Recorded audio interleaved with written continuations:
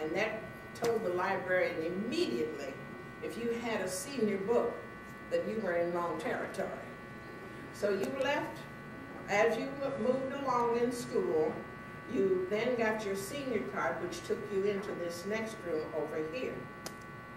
Then when you finished high school, or when you got to about the 12th grade in high school, then you were allowed to take out adult books, which was this area. And that was by special permission. The room across the hall over there was the reference room, and also recording room, because we would go in there and we would sit to do our homework and do work on our term papers and things like that. And of course there was a little hand holding, a little winking and that kind of thing that went on. But of course when Miss Harsh walked through, all activities except studious activities ceased, because she was truly a no-nonsense person.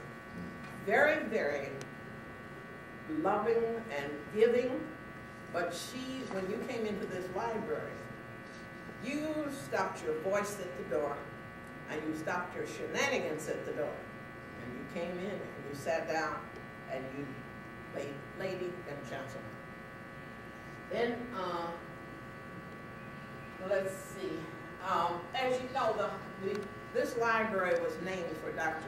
George Cleveland Hall, who was instrumental in getting the land for this library. He was also instrumental in getting the land for the Rosenwald Garden Apartments. Dr. Hall was, in a big way, instrumental in getting Providence Hospital moved from a 12-bed hospital out to 51st Street. And I think there was something like 71 beds there. And of course, at that time, we did not darken the other hospital doors unless we went to Cook County. So you either went to Cook County or you went to Providence. And every black doctor in the city was on the staff at Providence Hospital. They had a nursing school there on the corner of 50th Place and Vincennes. And sandwiched between the nurses' residence and the hospital was the clinic. And you could go to the clinic for free. And of course, many babies, all the babies on the south side mostly, were born at Providence Hospital, my baby included. Then,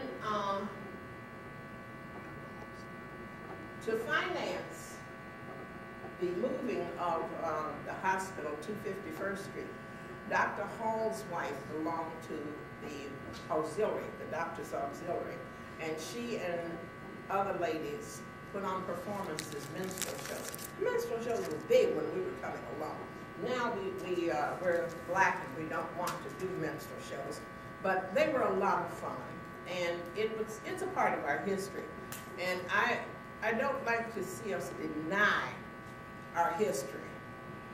Just like the Holocaust is to the Jewish people, I think that slavery and racism should be to black people, because it is an impetus for us to move forward, to come together, and to work on getting ourselves together and bettering our conditions, making life, when I was growing up, every generation tried to make it better for the coming generation. And that was our objective. We did not, if my mother scrubbed floors, she did not want me to have to scrub floors.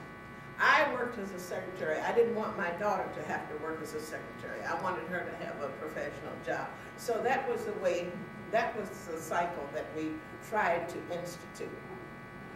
Now, on 47th Street, 47th Street was really the shopping area. You could buy anything on 47th Street you wanted, from a straight pin to furniture, and back again. And I see here the Warwick Hall. Sunday dances were there.